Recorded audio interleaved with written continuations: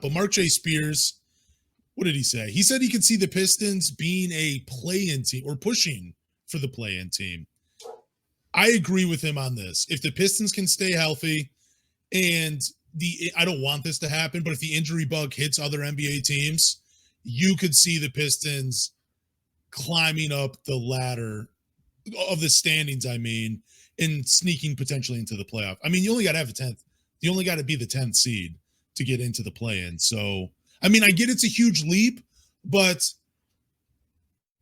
other teams are going to not meet their standards, whether it's due to injuries or players, having a rough start or whatever. There's so many different factors that could play into why a team doesn't live up to their standards. So I agree with Marc Spears, but what about you? I was kind of surprised we did get some, national love. Yeah, that's surprising from them. And it's funny because when he said that, Zach Lowe completely disagreed with them on that segment. He said, no, Pistons are not going to be a play-in team. They're probably going to be drafting in the lottery again. Which, even if you're 10th, you're maybe drafting in the late lottery, like 14. I think they could push for the play-in spot. You don't hire a coach like Monty Williams to get a top 5 pick. They want to turn this around. They don't want to be a Philadelphia 76ers. They don't want to be this, the Sam Hinkie tanking 76ers where they're just trying to accumulate talent and just, throwing something at the wall, seeing if it sticks. I think if everyone's healthy, this team 100% could push for the play-in. You have a mix of young players and you have vets. And you added 2 more vets that can impact winning and they can help you out on the perimeter. So I think play-in to me should be the goal for this team. That's what they should set for. They should try to push for that play-in spot because even if you are a 10 seed, that would be such an accomplishment for this team because they've been bottom feeders in the Eastern Conference since Troy Weaver's gotten here, since he's gutted this whole roster and rebuilt. If you're making a play-in, I can guarantee you Pistons fans are very pleased and excited for the team's future. And for all the fans and Zach Lowe thinking that could be impossible, the first year of the play-in, 2020 to 2021 season, the Charlotte Hornets made the play-in as the 10th seed with 33 wins. So anything is possible. Every season is going to be different. I think this last season, the last play-in team was a 40-win team. They were 40 wins, so 7 more than the first year they had it.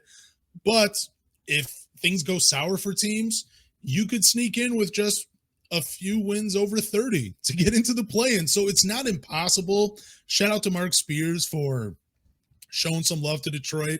We know we don't get it very often. Love to see it. And I don't know, there's a chance. Again, like if the Pistons stay healthy and those guys, Jaden Ivey, Duren, Cade, they all take that next step, which we all believe they can. This team is a better team. They have a lot of proven NBA talent, way more than they had in past seasons. So I don't think the plan is, it's still a long shot. I wouldn't say it's impossible for this year for the Detroit Pistons. I wouldn't say that. Yeah, like for me as a fan, I think that should be the goal. Yeah. And I think if you would ask the players, they probably want to make the play-in too. I just think you're going to see a team try. I remember I told you this past year that I tuned out in March because it wasn't meaningful basketball. We had G League guys starting or playing meaningful minutes. I think they're going to be playing meaningful basketball all 82 games. They're actually going to try. I think it'll be very similar to when Van Gundy got here. They won 32 games their first year. They were trying. And I think that's what you're going to see with Monty Williams. He's going to try to get this team in a position to get a play-in spot. And I think it's possible. I won't be disappointed if they don't make the play-in. If they're flirting like an 11, 12 seed, to me, that's progress. Just keep making progress each and every year. And I think Pistons fans would be happy because we both know this city, when they have a winner, they will back you 110%. The city is so starving for the Pistons to be good. I mean, even if they think there's a little hope, they show up. Remember, I think it was Cade's first game. I don't know if it was a sellout, but I was at that game, and yeah, it was a pretty impressive crowd. Cade didn't have the best game, but the fans showed up for that game for sure. They were 12th in attendance this year, and they were the worst team in basketball.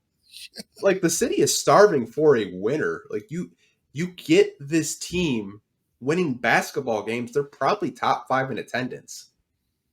Oh my God, I can't wait. They will be, though. You're absolutely right. 12th last year, people were still showing up. And then if you put more of a winning product out, which we both agree, we think that's going to there's no way the Pistons win less than 17 games. They're only going up. That is the absolute worst I think we will see from the Pistons for the next few seasons. Probably even honestly the next decade, as long as everything goes right.